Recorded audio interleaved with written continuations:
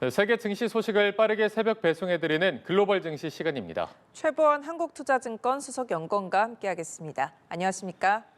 네, 안녕하세요. 네, 미국의 뉴욕 증시 12월 첫 거래일이었습니다. 3대 지수가 모두 하락을 했는데 전반적인 상황 어떻게 보셨습니까?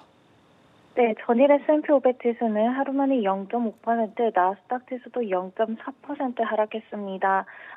아무래도 미국 내부에서도 이 미국 중앙은행과 일본 중앙은행의 정책 불확실성 다시 한번 더 심화가 되었고요. 여기에 더해서 이 미국 내부에서도 아무래도 AI와 관련된 업체들의 실적 발표를 앞두고 있습니다. 이에 따라서 일시적으로 위험 자산에 대한 투자 심리 위축이 되는 모습들 보여졌습니다. S&P 500 지수와 나스닥 지수가 동반 하락한 가운데 업종별로도 한번 살펴보시면은 상대적으로 반등이 제한적이었던 IT 업체는 0.1% 상승했고 경기 소비자 업체들도 강보합세로 마감이 됐지만 유틸리티, 산업재 업종이 2.4%, 1.5% 하락했고요. 단기 반등이 컸던 헬스케어 업종도 1.5% 하락했습니다. 이런 식으로 업종별로 조금 더 뚜렷한 방향성이 있기보다는 엎치락뒤치락하는 모습들이 이어졌다라는 점 확인할 수 있는 밤이었습니다. 네, 자, 일본은행이 이달에 정책 금리를 인상할 것에 무게가 실리면서 엔캐리 트레이드 청산 가능성이 나온 부분, 이 부분도 뉴욕 증시에 영향을 미쳤다 이렇게 볼 수 있을까요? 네, 아무래도 일본 내부에서 어제는 중앙은행의 정책 부담이 다시 한번 더 커졌습니다. 일본에서는 아무래도 타카이치 내각 차원에서는 완화적인 정책을 얘기를 하고 있는데 반면에 한번 살펴보시면 중앙은행과 같은 경우에는 다시 한번 더 정책 금리를 인상을 할 수가 있다라는 점을 언급을 서서히 하기 시작을 했습니다. 그렇게 된다면 12월 10일 정도까지 이어질 것으로 예상이 되었던 중앙은행의 정책 불확실성이 일본은행의 중앙은행 정책회의가 진행이 되는 12월 18일, 19일 그리고 18일, 19일까지도 이어질 수 있다라는 점이 아무래도 조금 더 투자 심리를 위축을 시키는 모습으로 이어지는 양상 보이고 있습니다. 네, 이런 가운데 엔비디아가 20억 달러 규모의 투자를 발표하면서 시놉시스의 주가가 상승하고요. 또 소매 업종이 연말 쇼핑 시즌을 도래하면서 상승세를 보여줬거든요. 주요 기업 주가도 한번 설명해 주시죠. 네, 대형 성장주와 같은 경우에도 주가 흐름 나뉘는 모습 보여졌는데요.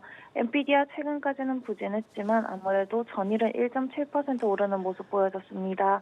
애플도 1.5% 올랐고 아마존과 같은 경우는 0.3% 올랐는데 사실은 블랙 프라이데이와 사이버 먼데이가 진행이 되면서 예상보다도 미국 내부에 소비가 나쁘지 않다라는 측면이 부각이 되고 있습니다.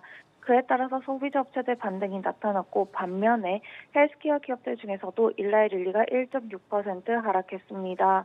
아무래도 단기 반등이 컸던 업체들 조금 쉬어가는 모습들 보여졌다라는 점 참고할 수가 있겠습니다. 하지만 그와 함께 국채금리에 대한 부담이 조금은 완화가 되면서 홈디포와 같은 업체는 0.1% 오히려 오르는 모습이 보여졌습니다.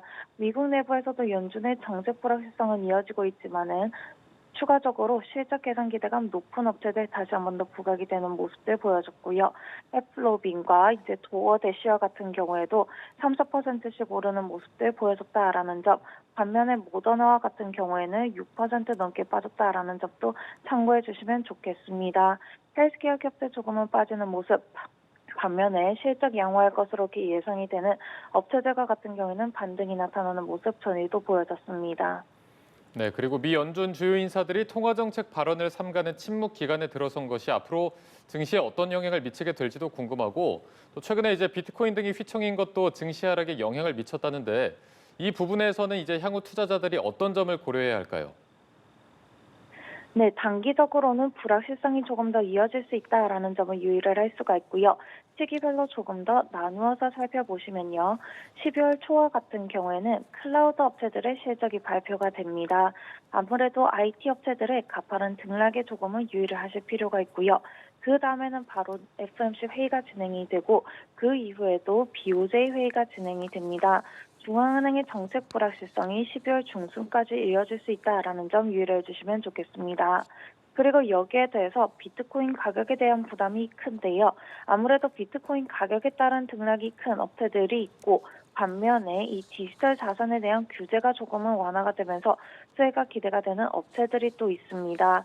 이런 식으로 국가들의 패권 경쟁이 지속이 되는 업종들은 아무래도 일부 발표에 따른 등락이 이어질 수 있다라는 점 볼 수가 있고요. 대표적인 부분이 AI와 관련된 부분 그리고 디지털 자산과 관련된 부분인데 해당 부분과 관련을 해서는 12월 초 중순 구체화되는 숫자들 그리고 여기에 대해서 연말에 조금 더 구체화가 될 비트코인과 관련된 정책들에 조금 더 초점이 맞춰질 수 있다라는 점 해당 발표들을 확인을 하고자 하는 심리가 12월 초중순에는 이어질 수 있다라는 점 유의해 주시면 더 좋으실 것 같습니다. 네, 알겠습니다. 세계 증시 소식 전해드리는 글로벌 증시 오늘 최보원 한국투자증권 수석연구원과 함께 알아봤습니다. 말씀 고맙습니다. 고맙습니다. 감사합니다.